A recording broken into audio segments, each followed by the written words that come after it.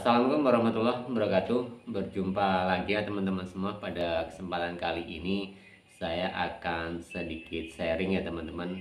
Semoga ini nanti bisa menjadi pencerahan buat teman-teman semua yang ingin merintis ataupun yang sudah jalan usaha teman-teman. Artinya usaha khusus untuk odading dan cakwe teman-teman.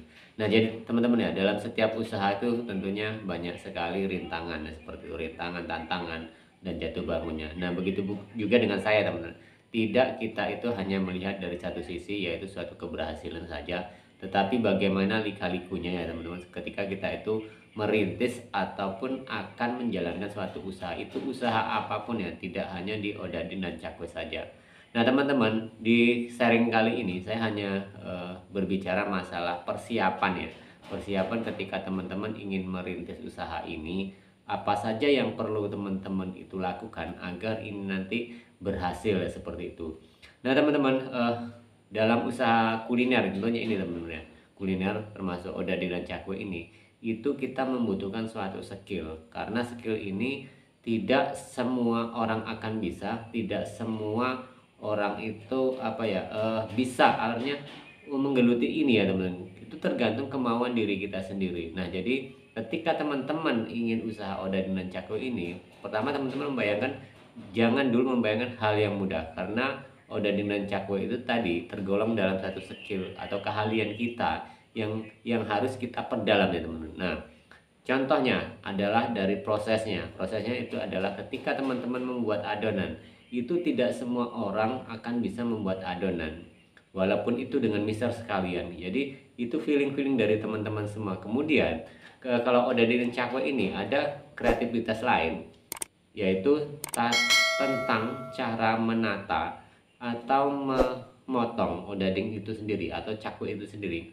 Itu pun hanya menggunakan suatu feeling ya teman-teman. Artinya kita melihat orang, kemudian kita melakukan kerjaan itu, dan akhirnya kita bisa ya, terbiasa bisa. Nah itu adalah suatu skill juga teman-teman, yang harus teman-teman kuasai kan, seperti itu.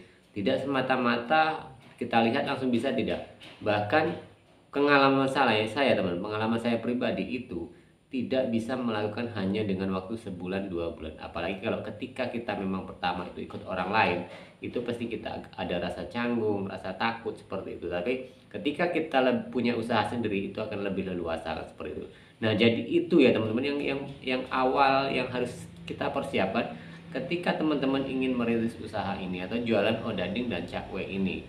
Nah selain itu ya teman-teman, di antara kalau tadi kita menyebutkan bagaimana caranya membuat adonan, kemudian bagaimana caranya memotong atau meratakan ini pun melakukan ataupun prosesnya sangat panjang teman. Karena pertama kali ngadon, saya yakin bagi teman-teman yang awal seperti itu, membuat adonan pertama itu belum tentu itu akan bisa dijadikan seperti itu. Walaupun bahan dasarnya sama, caranya sama, itu juga pasti kadang kala mengalami kegagalan. Saya pun sedemikian teman-teman ya. Awal-awal dulu ketika membuat adonan itu pasti ada gagalnya. Karena apa? Itu tadi lagi kembali ke hati kita. Artinya feeling kita bagaimana cara merasakan ketika kita membuat adonan itu pas atau tidaknya.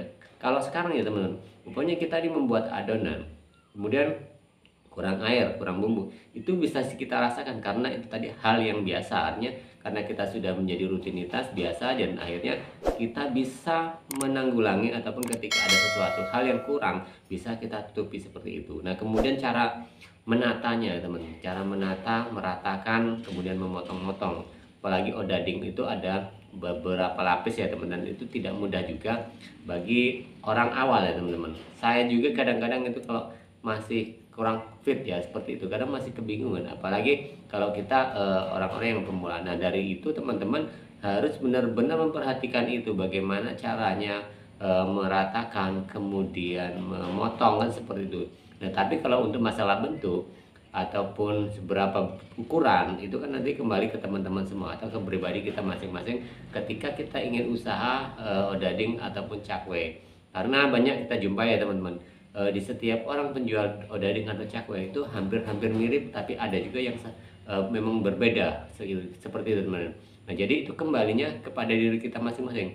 Kita ingin membentuk ataupun memotong odading dan cakwe itu seberapa besar sehingga nanti cocok untuk kita dan cocok buat pelanggan kita.